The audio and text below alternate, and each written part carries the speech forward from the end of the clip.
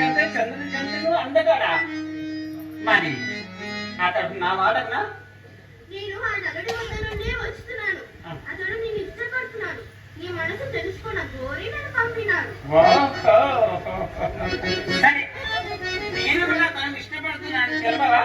సరే సరే తప్పున ఈ హంసరాయ గారు కళ్యాణం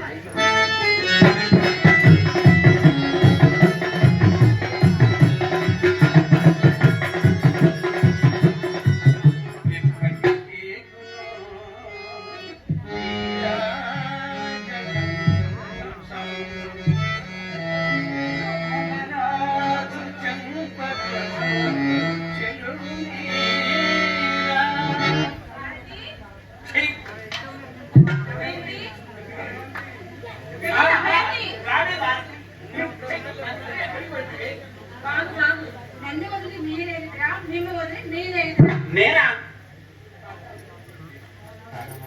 కాదా మరి ఆ మల్లయ్య కొంచెం చంద్ర పరిమళ మాత్రం అనిస్తుండగా అదిగో ఆ పొదచాటున మాయమైతది ఇక్కడ తేలితది. ఆ మల్లెల పరిమళంపు నా మనస్సును ఉడికింప జరిగినది.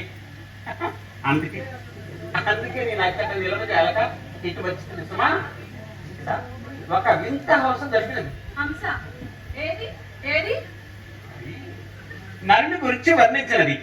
అతడు ఇంద్రుని కంటను చంద్రుని కంటను నలకుమారుని కంటను మెచ్చని సౌందర్యవంతుడైన చెలి హంస చెప్పిన దగ్గర నుండి నా మనసంతయు నరుని మీద కేంద్రీకృతమైనది.